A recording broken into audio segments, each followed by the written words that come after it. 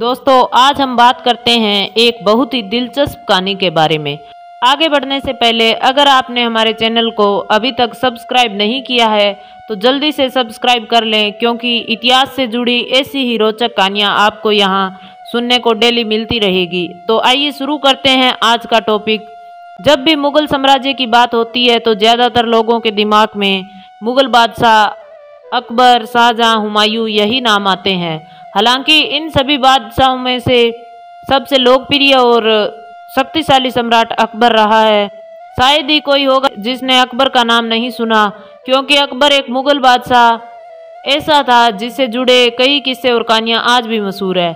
लेकिन आज हम आपको अकबर के बारे में नहीं, उनके खास दोस्त बिरबल के बारे में बताएंगे। जी हाँ, इतिहास के पन्नों में दर्ज अकबर और बिरबल की जुगलबंदी किसी से छुपी नहीं है, फिर चाहे वह दोनों की दोस्ती हो या फिर दुश्मनी।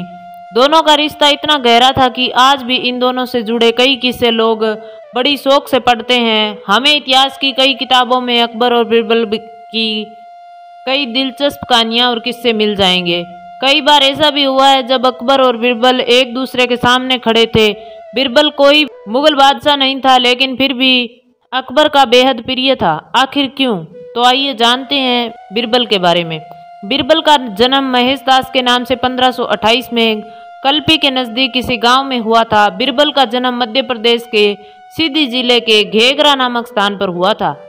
आज उनका जन्म स्थान भारत के उत्तर प्रदेश में आता है। इतिहासकारों के अनुसार उनका जन्म गांव यमुना नदी के तट पर बसा टिकवनपुर था।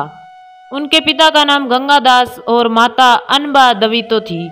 वे हिंदू ब्राह्मण परिवार जिन्होंने पहले भी कविताएं या साहित्य लिखे हैं, उनके तीसरे बेटे थे। बिरबल हिंदू वंश से ताल्लुक रखते थे। बिरबल का जन्म महर्षि कवि के वंशज ज्योतिया भट्ट ब्राह्मण परिवार में हुआ था। इतिहास के अनुसार बिरबल तेज दिमाग और बेहद चतुर इंसान थे।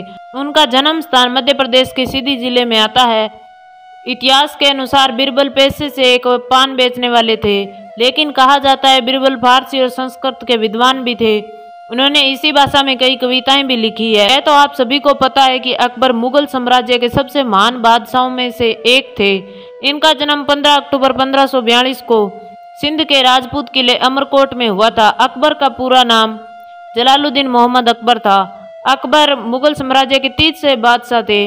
आज भी अकबर की न सिर्फ मोहब्बत की मिसाल दी जाती है, बल्कि उनकी दोस्ती भी बहुत अच्छी थी। इतिहास में इस बात का स्पष्ट साक्ष्य नहीं मिले हैं, लेकिन कहा जाता है कि रीवा के महाराज ने बिरबल को बादशाह अकबर को तोहफे के तौर पर सेवा करने के लिए दिया था।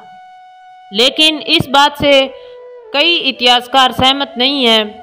मुगल साम्राज्य से जुड़ने से पहले बिरबल जयपुर के महाराज के दरबार में और बाद में रीवा के महाराज के दरबार में बतौर राजकवि थे। बिरबल अकबर के नवरत्नों में से एक थे, जिन्हें बादशाह अकबर ने अपने दरबार में प्रमुख वजीर नियुक्त किया था।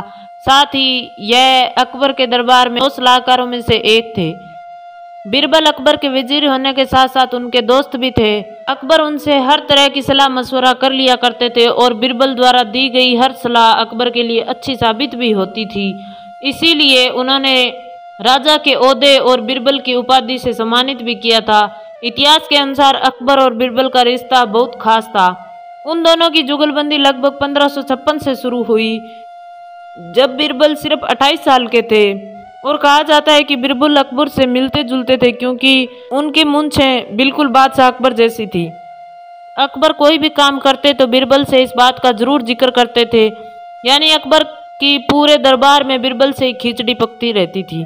इसीलिए उनकी जुगलबंदी अकबर और बिरबल की खिचड़ी से मशहूर हुई। ईरा मुखोती की किताब द ग्रेट मुगल में इसके बारे में काफ़ी विस्तार से लिखा गया है। कहा जाता है कि अकबर से पहले उनके वजीर यानी बिरबल की मौत हो गई थी। बिरबल के जाने के बाद अकबर काफ़ी अकेले और दुखी रहते थे। इतिहास के अनुसार यह भी जानकारी मिलती है कि बिरबल की मौत के बाद अकबर को उनकी लाश नहीं मिली थी। जी हाँ, अकबर को बिरबल की लाश नहीं मिली थी। बात सन 1586 की है, जब बिरबल और जैन खास बाजौर क्षेत्र में पश्तून यूसुफजई के खिलाफ एक अभियान पर भेजा गया। इसी दौरान बिरबल की मौत हो गई, लेकिन उनकी लाश नहीं मिली।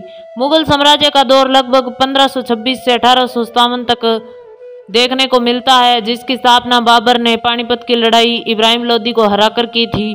इसके बाद हुमायूं, अकबर, जहांगीर, शाहजहां ये सब मुगल शासक रहे जिन्होंने अपने शासनकाल के दौरान समाज का निर्माण भी किया।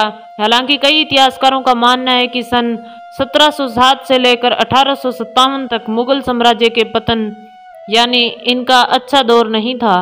इसके अलावा कुछ महिलाएं भी थी जिन्होंने अपना योगदान नीति निर्माण में दिया था।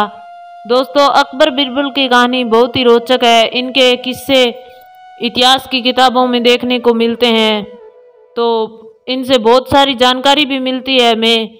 तो कैसी लगी अकबर बिरबल की कहानी कमेंट करके ज़रूर बताना, और अभी तक चैनल को सब्सक्राइब नहीं किया तो सब्सक्राइब कर लेना। धन्यवाद।